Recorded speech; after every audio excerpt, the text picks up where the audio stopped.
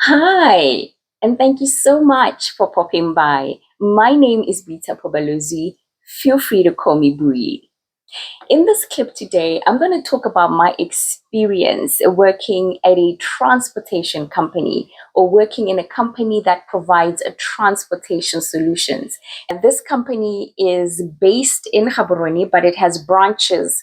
One branch in Francistown, a couple of other small satellite branches across the nation of Botswana. And the reason that I want to talk about this experience is because I understand from one of the articles that I read in Botswana news coverage.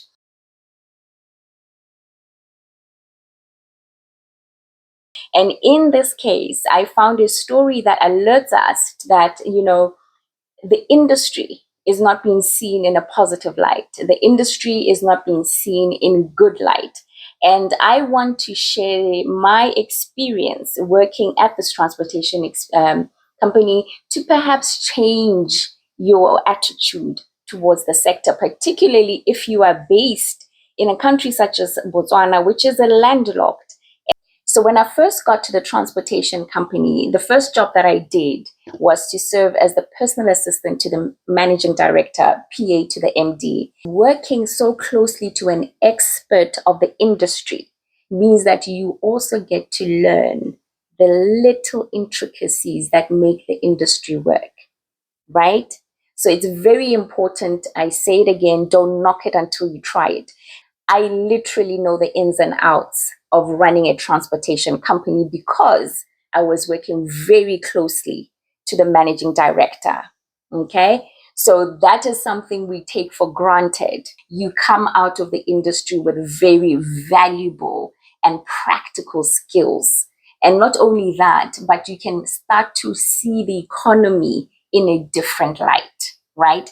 This is where you start to see the intricacies, the nuances of different sectors. I can tell you right now, I did my best journalism when I worked at the transportation company. One of my award winning articles that I wrote for the Sunday Standard Botswana was written when I was serving as the wellness coordinator at that transportation company. So I'm going to say it once more. Don't knock it until you try it. And particularly when we look at the social and economic environment right now, even if it is not you buying an actual truck, you don't have to buy a truck. You can invest in truck. Yeah, you can invest in a trucking business. You can invest in someone's truck, right? You can agree. So I'm just having some of these conversations to stimulate you to think outside the usual. The reason I'm talking about transportation in Botswana is because I feel like sometimes we judge the industry overly.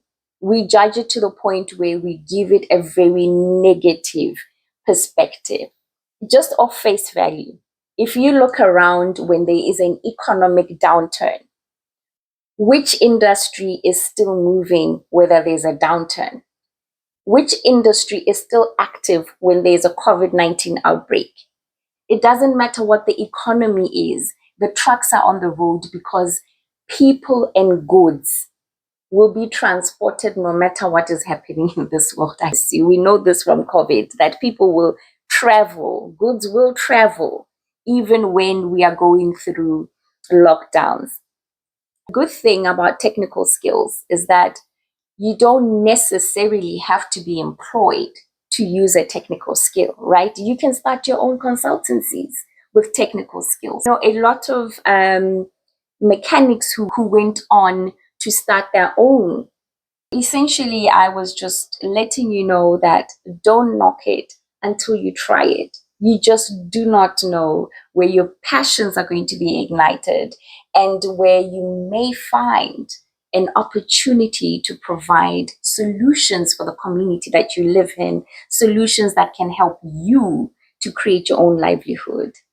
For sure, for sure, there are a lot of pros and cons to do with the industry, but I think sometimes the cons can overpower the pros. The negatives can overpower the positives. And in the case of the transportation sector, I actually believe that somewhere the messaging was such that we don't see the positive in the industry. Corruption, corruption can interfere with a lot of amazing initiatives. And I insist that the industry has room for both male and female.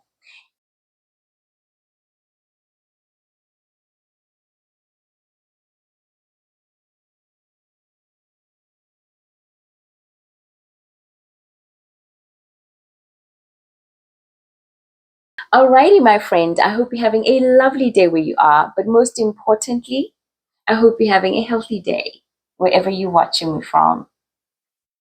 Bye.